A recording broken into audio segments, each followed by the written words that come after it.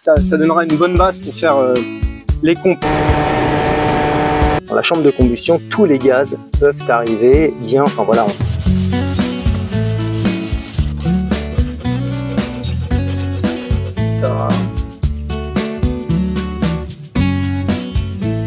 C'est relativement plat, comme on m'a dit. De haut en bas.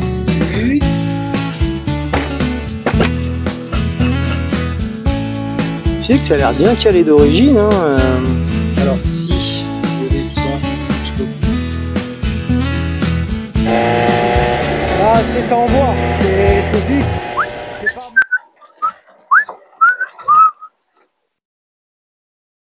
C'est reparti. On retente les bidouilles de papy et on voit si on obtient un résultat. Hey, what's up mover, bienvenue dans cette vidéo, dans cette série de vidéos où on tente des techniques d'anciens pour booster un moteur d'origine sans acheter de kit, tout ça avec le minimum. Les darons, plutôt la génération de mes darons, faisaient vachement ça parce qu'ils n'achetaient pas des kits, donc ils modifiaient un moteur d'origine au maximum pour tenter de l'exploiter, et donc du coup ça équivalait plus ou moins à un petit kit 50 Airsal. Donc dans les deux premiers épisodes, on avait tenté une technique en rabotant le cylindre, en mettant des cales en dessous pour rehausser les diagrammes et en ouvrant la lumière d'échappement. Le petit sandwich, un joint, deux joints. Rien. Là, on peut voir complètement le transfert. Donc, dans le temps, hein, c'était l'époque de Nanar, ils faisaient comme ça, ils n'avaient pas de Dremel, les gars. Qui a été travaillé. Voici. Et donc dans cet épisode, on va travailler principalement sur le piston et un tout petit peu le cylindre. Bon, mais avant de faire ça, dans la dernière vidéo, ça avait fonctionné la technique, mais pas à fond parce que selon moi, le pot d'échappement bride la bécane. C'est pas un foudre de guerre, ça marche pas terrible. Donc ce qu'on va faire dans un premier temps, on va quand même terminer l'ancienne vidéo. On avait gratté l'ordre de 5-6 km/h.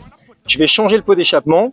Et on va refaire le test, on va voir si ma première préparation fonctionnait vraiment bien. Et en même temps, ça permettra de mieux mesurer la seconde préparation, savoir si on obtient vraiment des résultats avec un vrai pot d'échappement qui marche. Donc ce qu'on va y foutre, on va lui mettre ce pot d'échappement. Je ne sais pas si tu avais vu la vidéo, je la mets en description. C'est un pot que j'ai entièrement fabriqué de A à Z. Et ce pot, j'avais repris les cotes du Ninja G2. Du moins, j'avais essayé au mieux de faire. Et il fonctionnait bien, hein. Les tests étaient concluants. Il marchait un peu mieux que le Léo Vinci sur de l'origine. Et celle-ci en kit 70 T3. Il envoie bien la brelle. On a fait le test avec Wishman. Elle va à 93 km/h. Elle pousse bien dans les tours. Voilà, il n'y a pas de... Pour moi, c'est un bon pot. Ce pot fonctionne correctement. Donc, je vais le mettre là.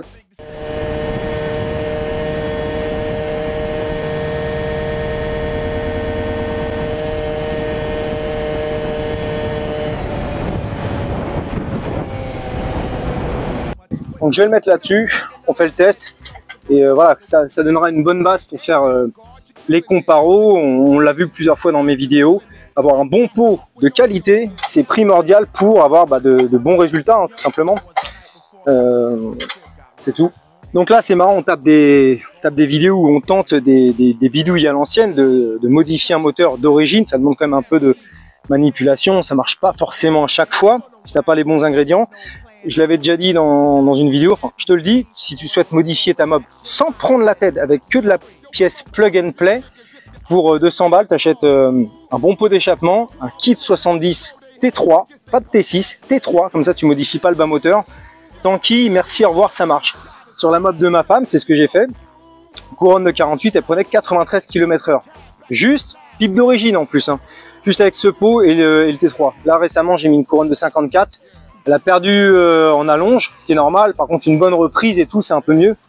Tout ça pour dire, si tu ne t'y connais pas, comme moi, en définitive, le plus simple, kit 70 T3. Là, c'est bon, c'est fiable, ça fonctionne bien, c'est plug and play, c'est... Voilà, tout simple.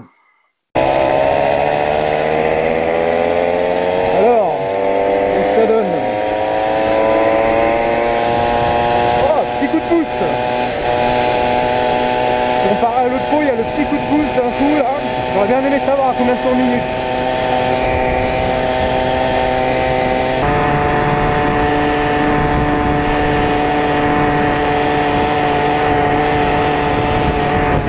Là, pas de tir, légère montée, 71 km/h. C'est mieux. Avant, c'était comme ça sur du plat, donc déjà le pot il joue.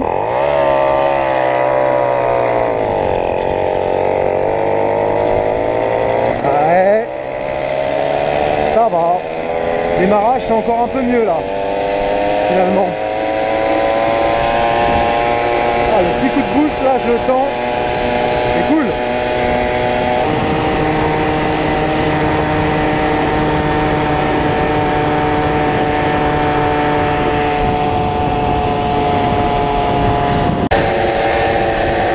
Ok, je m'attendais un peu mieux quand même, hein. Avec ce pot, bon bref, ma préparation doit être un petit peu douteuse. À voir la carburation. Ok, donc 75 km/h, bah c'est pas énorme, hein, c'est qu'un km/h de plus que la dernière fois avec le pot Léo Vinci, qui faisait 74 km/h. Bon, par contre, en reprise et tout ça, au démarrage en reprise, on voit que le pot change, ça donne quelque chose. Je m'attendais quand même à mieux en vitesse de pointe. Parce que ce pot a fait ses preuves, hein, notamment sur la mob de ma femme, ça lui permet de bien prendre du régime, ça marche fort. Sur une config d'origine, je l'avais sur la mobilette jaune, elle prenait 70 en toute origine, donc pour moi, il faisait ses preuves. La prépa doit être douteuse ou d'autres éléments dans la mob. Je l'avais d'ailleurs dit dans l'autre vidéo, à la fin en conclusion, je pense qu'il y a un problème niveau carbu, il va falloir que je règle un petit peu mieux mes gicleurs, voire peut-être pour régler l'avancée à l'allumage. Je le fais pas maintenant, je le ferai après si la prochaine prépa, pareil, ne fonctionne pas super. Dans tous les cas, je vais le faire. J'ai envie d'exploiter au maximum la prépa de cette mobilette. Elle est au maximum, je suis capable. Encore une fois, je le répète, hein, moi je suis pas préparateur, c'est la première fois que je fais ça. Voilà, je suis pas un expert. Alors, en quoi ça consiste? Tout simplement, on va agrandir à la lime la lumière d'échappement. On va arrondir un petit peu, augmenter, voilà, gratter en haut de 2 mm, 2 mm, 2 mm 5. Le reste, on n'y touche pas. Et le piston, le but, ça va être de gratter ces trois côtés pour que ce soit appairé avec les trois lumières. Gratter également la jupe du piston pour faire comme un cylindre, comme un piston air sale pour libérer le transfert arrière. Et faire un petit chanfrein sur le dessus du piston. Je démonte l'autre moteur et si tu n'as pas compris, je te montre pourquoi il faut gratter ces trois parties sur le piston. Ok, voici donc la prépa actuelle. Ce qui s'est passé, pour ceux qui n'avaient pas vu la vidéo, on rabote en haut d'1 mm, idéalement 2. Et ensuite, on met en dessous des cales. Justement, on cale de 2 mm pour récupérer ce qu'on a calé en haut. Pourquoi on rabote et on met des cales? Pour découvrir complètement les transferts. Et bien le piston, quand je descends complètement le piston est appairé avec le transfert. Là on voit pas très bien, voilà. Le piston n'est plus devant le transfert. C'est marrant, du coup j'observe, tu vois, comment ce que ça a donné depuis que j'ai fait ma prépa. Est-ce que c'est régulier ou pas la combustion? J'en suis pas certain. Les experts diront si c'est bon ou pas, j'imagine que non. Bref, voilà, le piston n'est plus devant le transfert, donc dans la chambre de combustion, tous les gaz peuvent arriver bien. Enfin voilà, on a gagné un petit peu. Et on a gratté la lumière d'échappement. Hop, je retire tout ça et je vais remettre un cylindre d'origine. Voilà, où c'est chaud. Cylindre d'origine avec juste un joint. Hop, tac. Voilà, cylindre d'origine. Et donc si je descends, voilà, on retourne au problème numéro 1 avant qu'on fasse la prépa. Les transferts sont partiellement recouverts par le piston, quand le piston est en point mort bas. Je pense que là, on voit vraiment la différence. Donc la technique, plutôt que de raboter, tu l'as compris, hein, plutôt que de raboter le haut et mettre des cales en dessous pour surélever le cylindre de manière à découvrir les transferts, on va plutôt gratter le piston pour découvrir, on va le gratter à 3 endroits pour découvrir les transferts. Ok, donc tu vois, cette technique, je la sors pas de mon chapeau, je l'invente pas, c'est quelque chose qui existe depuis longtemps. On m'en avait parlé dans les commentaires de la première vidéo sur la préparation. J'avais également un collègue qui m'en avait parlé, Christophe, qui m'a donné des conseils, donc je vais appliquer ce qu'il me dit. Lui s'y connaît bien plus là-dedans que moi. Et puis également, j'ai fouillé sur internet et il y a des forums où des gars racontent voilà, ces techniques, cette technique notamment pour gonfler un cyclomoteur. on m'a mis en garde, voilà, mon pote Christophe m'a dit, alors sur le côté du piston, ça tu grattes à plat, et le transfert de derrière, tu fais une belle pente, parce que ça sert justement à pousser les gaz. Donc je vais appliquer ce qu'il m'a dit. Il m'a dit également, voilà, de faire un chanfrein tout autour du piston, et aussi à prendre en compte, puisqu'on va enlever de la matière sur le piston, du coup on va perdre un petit peu de rapport volumétrique, je crois que ça s'appelle comme ça. Pour compenser à cela la perte, donc du coup il y aurait une perte de compression puisqu'il y a plus de place dans la chambre de combustion. Il faut raboter la culasse. Donc sur les culasses de Peugeot, tu as une rainure, donc il faut raboter, voilà, jusqu'à ce qu'il n'y ait plus cette rainure pour compenser ce que l'on a gratté ici, et voilà, et avoir un bon rapport volumétrique. Donc gratter ça, gratter derrière, faire un chanfrein, gratter la lumière d'échappement, gratter, il y a beaucoup de grattage quand même, donc vas-y, travaux pratiques, c'est parti.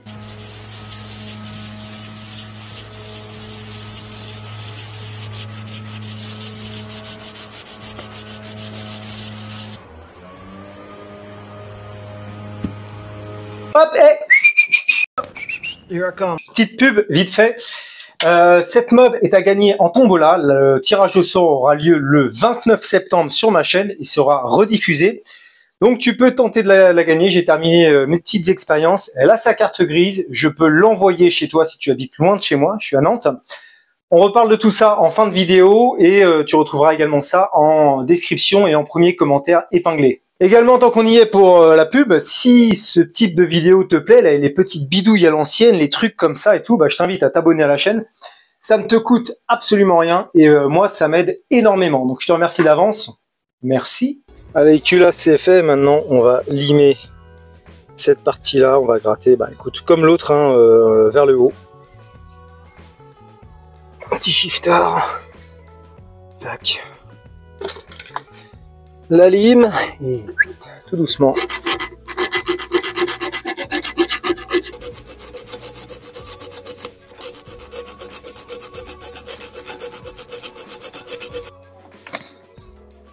Allez, pour le piston, on va commencer une grosse pierre.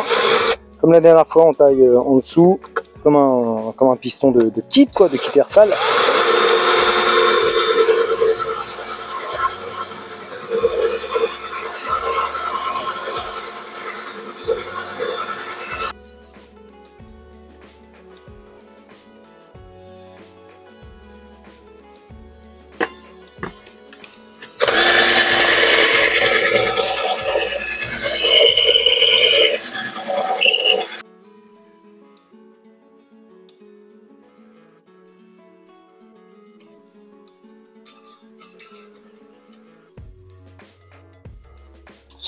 Bon, maintenant on va essayer d'être précis. Tu sais que la précision, c'est pas vraiment mon truc en général. Je t'ai remis le piston droit. Voilà, relativement droit. J'ai mes transferts sur les côtés, donc je vais faire un petit marquage au mieux pour déterminer où je vais devoir gratter.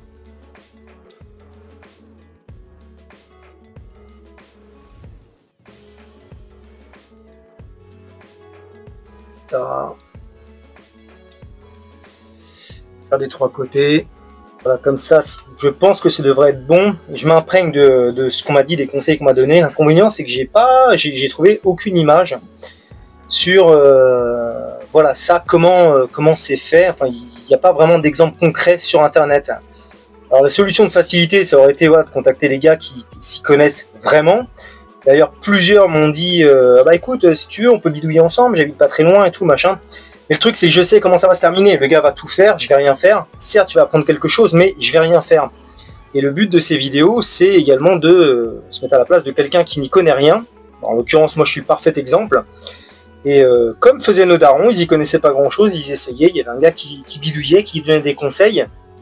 Mais ensuite, il se démerdait. Donc, ça fait partie également de son lot d'échecs, d'erreurs et d'apprentissage, bah voilà, de se démerder, quoi. Heureusement, moi ça va, j'ai internet et j'ai les commentaires qui m'aident. Donc déjà, c'est une grande source de connaissances.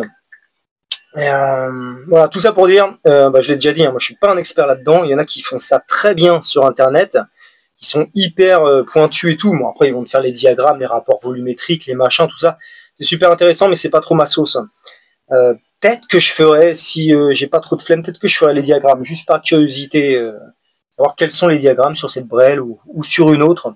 Plus ça va, plus ça m'intéresse un peu, mais pas de là non plus à y consacrer trop de temps, parce que comparer une moto, c'est ça qui est chiant de temps, ça demande trop de trucs. Tu passes tout ton temps à régler, à changer tes maslottes, tes galets, tes gicleurs. Alors qu'une moto, un 4 temps, c'est pour ça que je suis bien meilleur dans le 4 temps, bah, juste tu démontes, tu remontes et c'est censé fonctionner, quoi. À chaque fois, tu as juste un réglage soupape, un réglage carbu vite fait, mais ça fonctionne. Le 2 temps, notamment la mobilette, quand tu commences à faire de la perf, je trouve que c'est beaucoup trop de temps passé par rapport au résultat. Je dis ça parce que j'ai le permis moto et que voilà, tu veux t'envoler en l'air, tu prends ta moto, quoi. Trop de temps, trop d'argent pour une... voilà, le débat. Pourquoi je fais jamais les trucs à fond? Trop de temps, trop d'argent pour une mobilette. Mais c'est intéressant. Alors du coup, bah, écoute, je vais m'inspirer de ce que j'ai vu sur l'autre. Manifestement, on voit bien que les gaz vont dans ce sens-là, dans le piston. Donc je vais pas partir n'importe comment. On va faire... je sais pas, apparemment ça me raconte comment ça fonctionne dans un moteur. Donc on va creuser comme ça.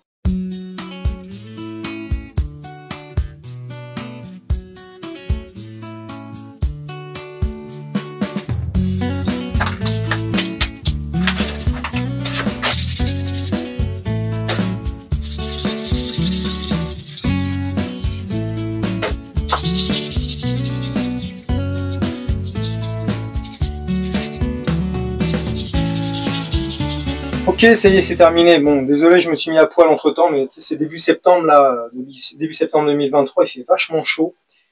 Tant pis pour la pudeur. Donc, j'ai fait mon truc. C'est moins facile que ce que je pensais. Même si tu fais des marques et tout, faudrait même faire un truc. Bref. Donc, voilà. Et là, la pente a vraiment une pente. Et là, donc, j'ai creusé relativement plat, comme on m'a dit. Je fais un petit chanfrein autour. Derrière, tac. Ben voilà, on va pouvoir remonter tout ça. Je vais contrôler mes segments également avant, voir s'il y a une bonne étanchéité, ce qui est quand même super important. Si la brelle est bien préparée mais qu'il y a des mauvais segments, tout ça est foutu en l'air. Alors, pour les segments, je sais plus si je les avais...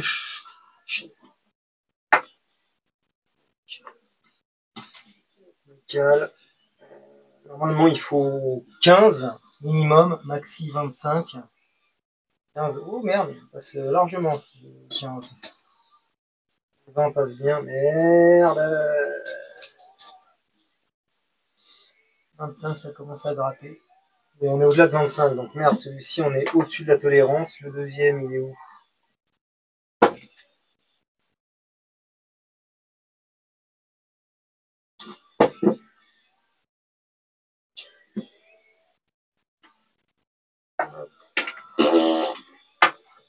C'est directement par 25. Hein. Ah, bon, il faut que je change les segments. On est au-dessus de la tolérance. C'est pas bon.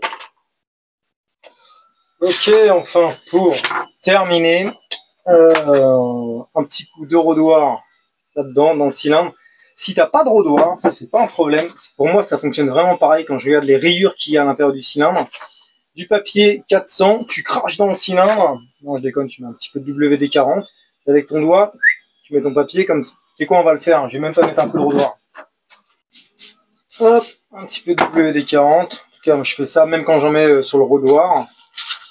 Et hop. Et je fais des mouvements comme si j'avais un rodoir en fait. De haut en bas. Le but, c'est de créer des micro-rayures comme sur un rodoir. Là, j'essaie de sentir au doigt si je sens les aspérités de ce que j'ai creusé dans le cylindre. Il n'y a rien qui accroche. Et puis visuellement, non, c'est bon. Hop, et voilà ma lumière d'échappement qui a été du coup, bien plus ouverte qu'avant. Voilà, on voit les micro-rayures sur le côté, là, avec mon papier abrasif. Comme je te dis, le résultat, c'est le même. Si tu as un rodoir, tu le fais au rodoir, évidemment, je suis pas en train de te dire. Donc, bah écoute, il n'y a plus qu'à. On enquille tout ça et on voit ce qui marche le mieux. Un petit squishos pour se rendre compte de tout ça. Mais je suis pas sûr que ça serve à grand chose puisque le piston est creusé.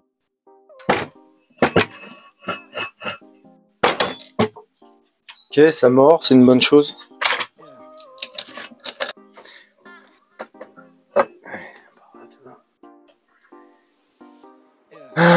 J'essaye.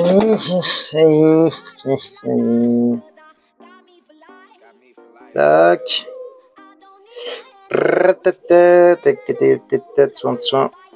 0,8. Ça me semble ok. Alors, si je dis pas de conneries, normalement il faudrait 0,9. Mais comme il y a moins de matière ici, le fait qu'on ait diminué le squish, ça. Bon, bref, je me comprends. Ça m'a l'air. Alors, au niveau des clapouses, on avait du Polynix. Polini, je vais essayer de mesurer la taille sans les déglinguer. Je me rappelle que j'avais un pied à coulisses électronique. Merci Seb. Tu vois, il sert ton pied à coulisses. Tac.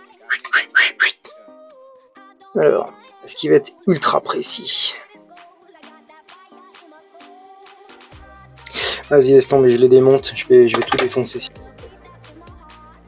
0,011. Et là, on a du mal aussi. C'est pareil. C'est pareil, c'est du 0,11, c'est la même chose.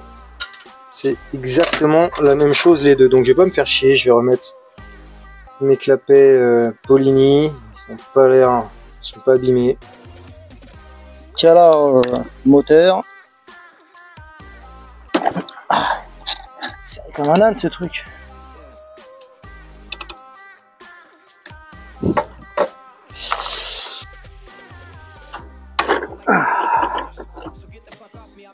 Alors, où est le point mort? Oh.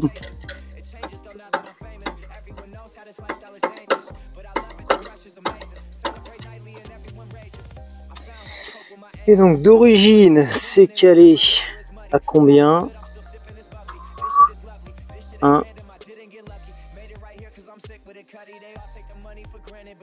2. Je sais que ça a l'air bien calé d'origine, hein. 1,4 d'origine, donc c'est bien ce que je disais, je vais faire à 1,7. Là-dessus, plusieurs avis. Sur MBK, c'est bien 1,7. Je vais faire comme ça. Après, il y en a qui diront non, c'est un 2, non, c'est un 5. Mais non, il faut faire 2,4. Je vais faire un 7 et puis c'est tout.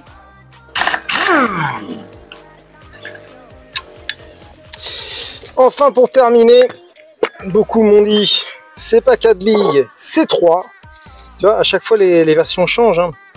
Ce qui me semble plus logique, effectivement, puisque ce sera plus réparti. Encore une fois, il faudrait vraiment faire des tests. Est-ce que 3 ou 6 billes, ça change grand chose? Mais voilà. Hop, on met 3 billes. Il y a également une autre personne qui m'a dit il faudrait changer les ressorts là de ces mâchoires, en mettre des plus durs. Alors je lui ai dit, moi ça m'étonne parce que ça, ces mâchoires là, le seul rôle qu'elles ont, c'est de s'ouvrir pour aider quand tu pousses à démarrer la mobilette. Au niveau de la variation, ça change rien. Au niveau de l'embrayage, ça change rien. Pour moi, c'est leur rôle. Il m'a dit, si tu en mets des plus durs, de toute manière, j'ai regardé. Si vous avez une autre explication, enfin, son explication semblait correcte, mais je sais pas. Bref, dans tous les cas, le sujet est clos. J'ai pas d'autres ressorts plus durs, donc ça va rester comme ça. Et bah voilà, au niveau de la variation, on a juste des écrous. Je vais pas faire plus léger, c'est bien, il y avait un bon démarrage. Donc juste 3 billes et ce sera bien. Ok, le plus important à montrer quand même, le piston. Alors si je descends jusqu'au bout, on s'aperçoit malheureusement que si je vais vraiment au point mort bas, le transfert n'est pas totalement découvert. Alors, premièrement, j'ai pas assez gratté, hein, on voit là-bas, là, au bout, j'aurais pu gratter un petit peu plus. Mais le transfert n'est pas découvert complètement. Après, j'ai pas eu envie de gratter plus. Pourquoi? Parce que j'ai déjà enlevé pas mal sur le piston. Et le chouïa qui manque, là, en fait, si je le gratte, bah, j'arrive directement au segment. Peut-être qu'il faut faire comme ça. J'ai pas trop envie. Je suis pas certain que ce soit bon que le segment soit directement à fleur comme ça. J'ai quand même envie de conserver un tout petit peu de la calotte du piston au-dessus. Si c'est pas suffisant, écoute, on verra pour gratter encore un peu plus, mais Je préfère y aller petit à petit que tout exploser tout de suite. Voilà.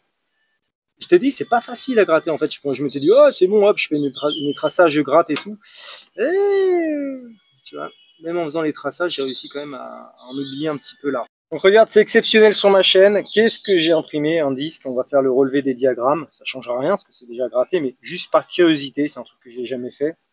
Ça coûte rien. Les diagrammes, bah, il n'y a pas énormément de choses qui doivent changer non plus, hein, parce qu'on n'a pas rehaussé le cylindre, à part l'échappement. Je vais prendre tout ça, je vais les noter.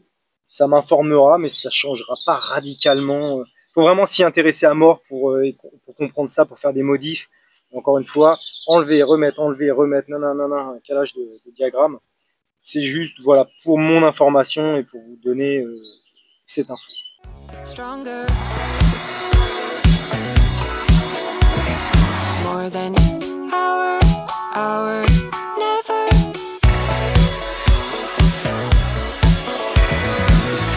Ever after work is over. Work it, make it, do it, makes us harder, better, faster.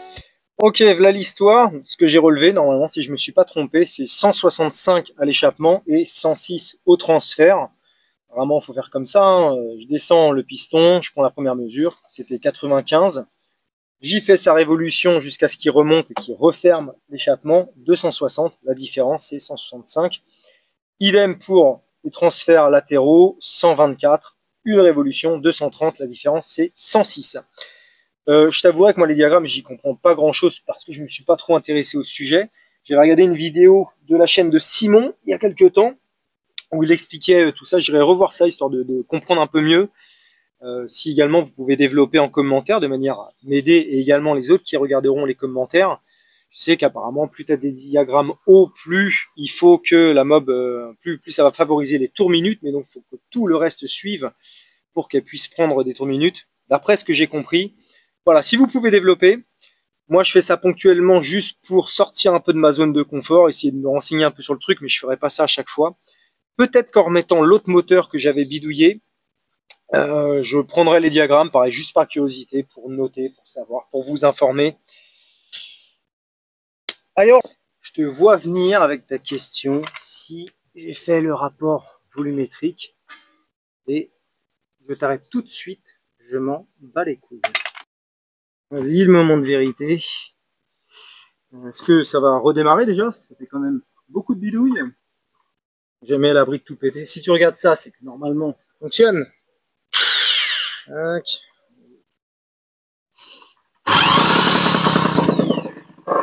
Bonne nouvelle. Pété.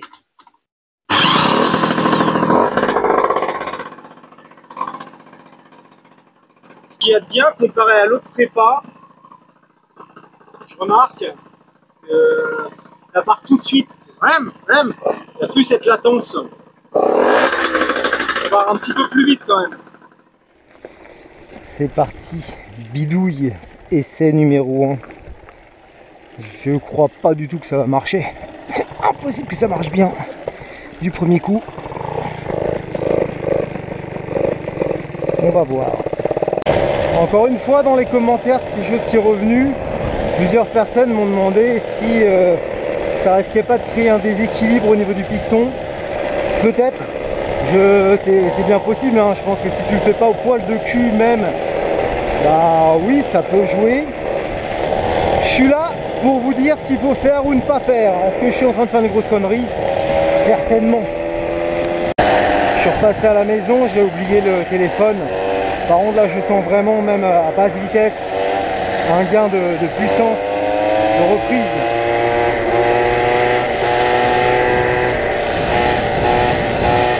Ça envoie direct. Comparé à l'autre prépa, alors ce qui doit jouer, c'est sans doute l'avance à l'allumage, hein, j'imagine. Là, ça envoie, c'est vif, c'est pas mou. Normalement, là, cette vitesse-là, ça faisait de... Ça mettait vraiment du temps à se lancer. Là, le pot d'échappement plus l'avance à l'allumage, déjà là, c'est satisfaisant.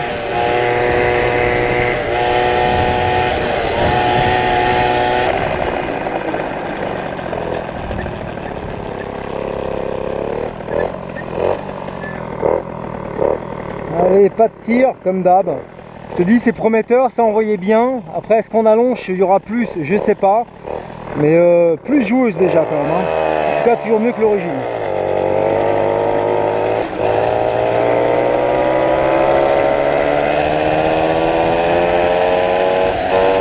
Petite reprise, la claque. Le petit coup de boost, il arrive là, à 35 km/h.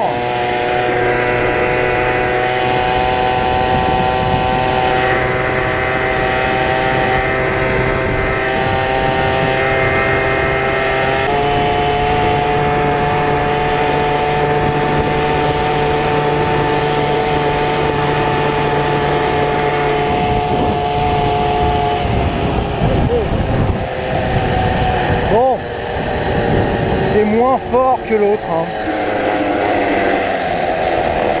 Ok, c'est un petit peu moins fort que l'autre en vitesse de pointe. Par contre, vraiment, elle a plus, elle a plus la niaque à tous les rapports. Donc ça, c'est pas mal quand même. C'est pas mal. 72 km/h, c'est pas mal. En transmission 56. Ah putain, elle part bien et après, on va essayer de régler ça un petit peu quand même. Elle a ce truc, elle se lance bien, après le temps que ça accroche, et après là, 30 km/h, c'est bon quoi, ça, la reprise est là, le machin est là, ça envoie quoi, sans problème. Non, je sais pas si on verra bien les couleurs, mais faut quand même que ce soit un peu plus pourpre. Donc pour moi, je vais augmenter le gicleur. Si ça ratatouille, bah, je le descendrai, mais je vais déjà commencer par ça. Et on verra les perfs. Et après, changement de gicleur, qu'est-ce que ça donne?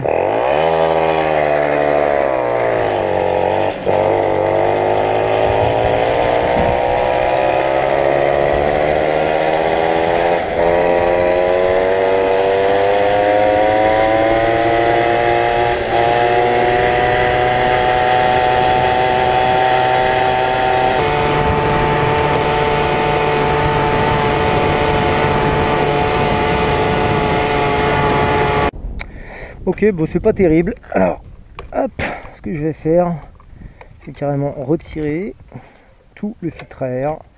Donc gicleur plus gros, pas de filtre à air. Qu'est-ce que ça donne?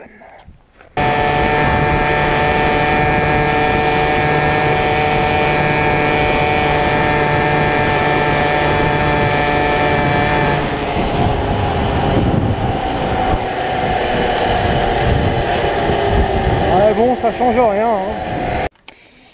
Ok, bah écoute, 3 essais, 3 résultats plutôt identiques. On va regarder un petit peu comment se diffusent les gaz dedans. Je vais voir si je dois remodifier encore mon piston. Ok, écoute, je pense que niveau réglage carbu, on va pas pouvoir aller plus loin. La couleur, c'est plutôt brique. Pour moi, c'est plutôt pas mal. Au pire, un gicleur encore au-dessus, mais j'ai pas vu vraiment de différence quand j'ai changé mon gicleur. Je constate que la bécane doit chauffer parce que le joint de culasse est déjà mort. Il est déjà mort, le truc il a 20 km. Donc sans doute dû à mon allumage, si la bécane prend beaucoup de tours minute, cet allumage ne suit pas trop et décale l'allumage trop tard, quoi. Donc du coup, ça chauffe, ça envoie de la flamme. Je vais peut-être du coup redécaler encore une fois mon allumage. Je vais le mettre à 2 mm avant point mort haut, il était à 1,7, j'irai pas au-delà. Et au niveau de ça, bah écoute, il n'y a pas vraiment de lecture, hein, je vois pas trop comment vont les gaz. Alors je vais quand même gratter ce qui manquait. Et voilà. Et après je ne pourrai rien faire d'autre.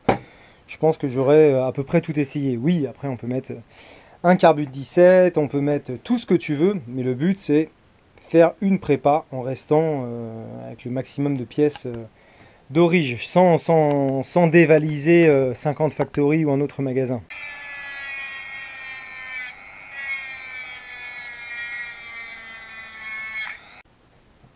Hop, et voilà. Tu vois, je veux pas trop creuser non plus, sinon on va arriver au segment. C'est le maximum que je m'autorise. Je vais pas aller plus loin. C'est bon, l'image décalée, tout le bordel. Dernier essai. Ouais, c'est pas trop mal, hein. Dernier essai et après j'arrête et on tire les conclusions parce que Ça fait quand même pas mal de temps que je suis là-dessus, je vais pas y passer ma vie. Bon, la bonne nouvelle, c'est qu'on a gagné en nervosité. Par contre, à bas régime... Merde, j'ai oublié l'essence. À bas régime, ça broute. Sans doute parce que là, maintenant, l'allumage est trop décalé, quoi. On va voir si au régime, ça gagne. Et là, c'est bien nerveux, c'est cool.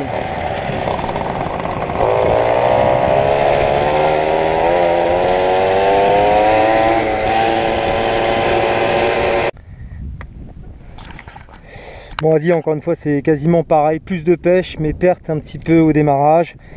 Pointe, c'est grosso modo la même chose. Allez, je teste. Je me fais pas chier à retirer la grille. J'étais juste sans ça pour la déconne. Puis on verra.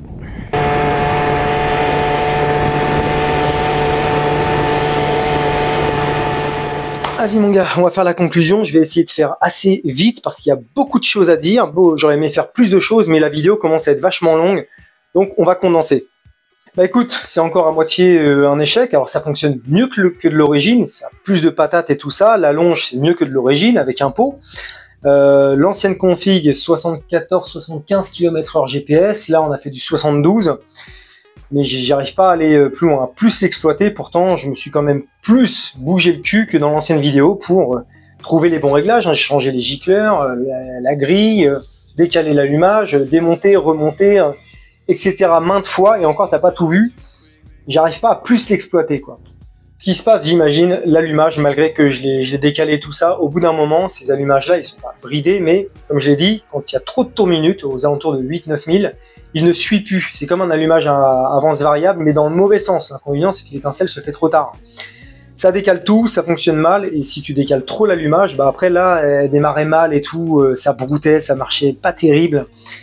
Idéalement, avec un bon allumage, ça l'aurait fait, mais comme j'ai dit, je vais pas l'acheter parce qu'elle part là à la fin du mois, donc tant pis, ce sera comme ça. Ce qui m'étonne, c'est que sur la mob de ma femme, le même allumage, avec ce pot-là, elle arrive à bien gueuler, elle envoie bien et tout, quoi. Certes, Kit 70 T3, mais elle gueule bien, quoi. Faudrait voir si elle gueule autant que celle-ci, je sais pas.